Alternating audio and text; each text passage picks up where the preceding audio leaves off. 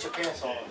I'm not putting my pants on. No, right there. Hardcore right there. Why am I fucking here? Charity versus philanthropy. Yes. That's the difference. That's the difference. Your charity, you're putting some dollars towards something, but philanthropy is where you're trying to, you're making an impact or trying to do things to impact to change the condition, not just kind of you're trying to teach people how to fish and not feed them. Man, y'all gotta read. All right, we talked about 12 Years a Slave. That's got to be in your reading list this year. You got to read The Life and Times of Willie Boston. Okay. So his house related to philanthropy, and I forgot whose wife it was. Mayor LaGuardia. So it was one of the founders of New York City, or maybe the president. Maybe it was Eleanor Roosevelt. Maybe it was Franklin. I don't know. I forgot who it is. Yeah. But she felt this passion for young underprivileged black boys and created cottages. So they had all this estate upstate New York in places like, see if this rings a bell, Coxsackie, Ossining. Does that sound familiar? Right. And she created all these cottages. Right? And so she created Sing Sing, right? And she created all these cottages, and her belief was these poor troubled boys, black boys in the city, get them up to the cottages. And so they provided philanthropic dollars to run and staff and train the employees in these cottages, to give these black boys that got in trouble in the courts, don't put them in jail, bring them to the cottages and they can smell fresh air and see trees and they'll be in a different environment and they'll come back better people.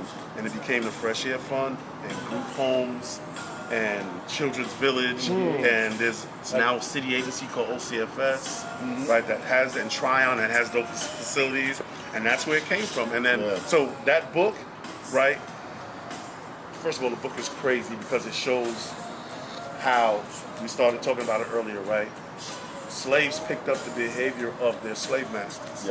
So the Bosket family is actually from Ireland. Right? So the book starts with the Bosket family, who are Irish, and they were violent people in Ireland who migrated their way to the States and migrated down to South Carolina and became slave owners because they were skilled tradesmen. They were able to amass a fortune.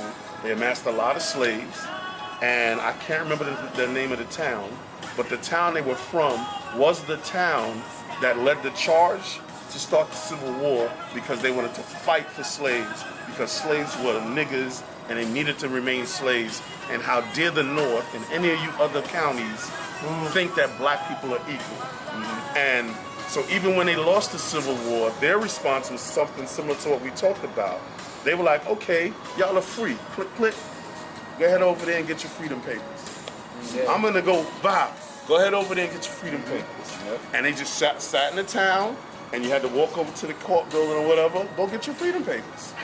And you go across, bah. And at night, they put on clothing, and they went to those spots where the black people were claiming freedom, and they butchered them. So the slaves became sharecroppers there, because that's their only choice, right? You're still slaves, you're indentured slaves, right? And then as with their freedom, they mimicked the behavior they saw from their slave masters.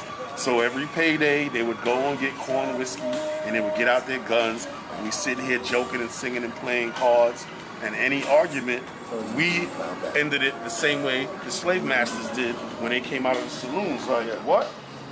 Click, click, boom. And then the family moves a little bit north, and the behavior continues. Now there's slaves now, and children of slaves. They move a little bit further north, and the behavior continues. And they move a little bit further north, the next generation, and the behavior continues. Wow. Land in Harlem. 19 whatever. Willie Bosket is the great-great-great-grandson of the Bosket family from wherever in South Carolina that picked up the violent habits of their slave masters who are from Ireland. But this fifth-generation kid is mimicking the same behavior in Harlem, and he is so destructive by the age of 12 that he's the first kid that they put in an adult setting. So like, they changed the prison system because of this kid, and those cottages and those Fresh Air Fund places became group homes and became kiddie jails.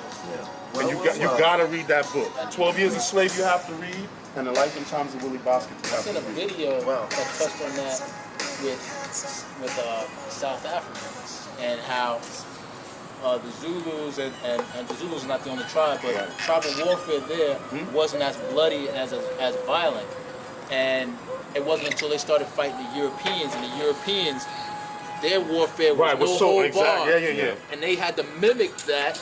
And then when they started mimicking them, then that's when whenever they fought each other, it was the same thing. And then to tie back in, I just listened to Why Nations Fail. And so Why Nations Fail, to me, what's dope about economics is you understand economics is not about money. It's about scarcity. Right. Scarcity of resources. And so when you understand economics, you kind of see the dynamics of why slavery tightened here. Because we talked about before, Europeans came here and they had their white slaves, which was called indentured servants. Early slavery, you still had blacks here, and it wasn't the slavery that we know that was chopping off genitals or cutting babies out of women's stomachs and stepping on them.